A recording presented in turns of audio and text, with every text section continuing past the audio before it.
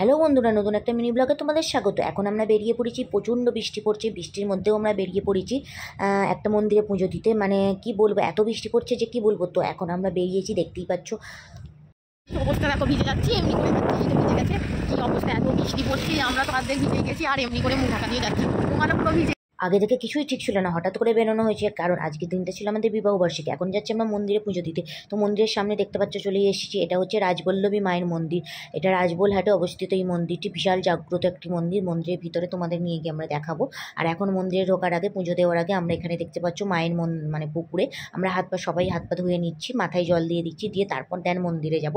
আর তার আগে পুজোর ডালা নিতে হবে। এখানে দেখতে পাচ্ছ সব রকমের ডালা আছে। তোমরা আসলে এই দোকানটাতেই ভিজিট করতে পারো। আমরা প্রত্যেকবার এখান থেকেই নিয়ে নিই। আমি যেহেতু আজকে আমাদের অ্যানিভার্সারি ছিল, সেই উপলক্ষে আমি তো মাকে একটা শাড়ি দিয়ে আর জবা ফুলের মালা দিয়ে পুজো দেবো। তো আমরা এখানে সিলেক্ট করছি কে কোন ডালাটা নেবে। আর আমার এখানে দেখতে পাচ্ছ ডালা রেডি। আর ছেলে বলছে যে মা, ডালাটা তুমি আমাকেই দাও, আমি নিয়ে যাব।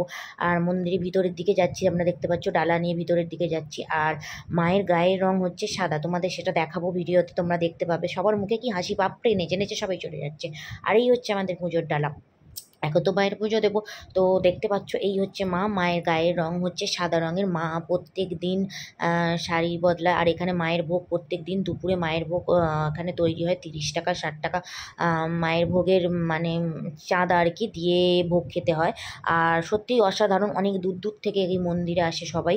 আর অনেককে অনেক কিছু মানসিক করে, সবার মানসিকই শোধ হয়। আর আমাদের এখানে দেখতে পাচ্ছ পুজো দেওয়া হয়ে গেছে। আমরা এখানে ধূপবাতি জ্বালিয়ে দিচ্ছি। জ্বালিয়ে দিয়ে ওখানে একটা শিবের মন্দির আছে, ওখানেও আমরা মন্দিরে বাতি জ্বালাবো। এখানে সবার মোটামুটি বাতি দেওয়া, ধূপ দেওয়া হয়ে গেছে। আমার বাকি ছিল, তো আমি দেন এখানে দিয়ে দিয়েছি। আর আমি দুটো ধূপ রেখেছি, যাতে একটা ভোলে বাবার মূর্তি আছে ওখানে দেবো। তো এখানে ছেলেকে ব্যাগ দিয়ে আমি মূর্তিতে এখানে ভোলে বাবার এখানে ধূপ দেবো বলে আমি ভিতরে চলে গেলাম। তো ভিতরে আমি কিছুতেই দেখতে পাচ্ছ এখানে বাবাকে ধূপ দেখিয়ে, কিন্তু কিছুতেই আমি ধূপটা দিতেই পারছিলাম না।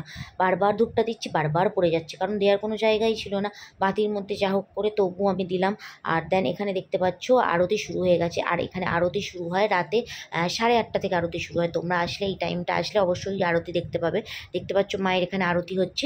আরতি শেষ হয়ে গেলে আমরা তো এখান থেকে বেরিয়ে যাব। 8:30 থেকে আরতি হয়, প্রায় 8:45 নাগাদ হয়। আর এখানে দেখতে পাচ্ছ আমাদের পুজো দেওয়া কমপ্লিট হয়ে গেছে। তো আমরা একটু দুজন ঢং করে নিলাম, দিয়ে দেন এবার বাইরে চলে যাব। এরা তো বলছে একটু কিছু খাবো। আর এখানে পুজো দেওয়া মাত্রই দেখো এখানে প্রসাদ খাওয়া শুরু হয়ে গেছে। আর এরা তো এখানে বাবরে বসে কী গল্প আর কি বলবো।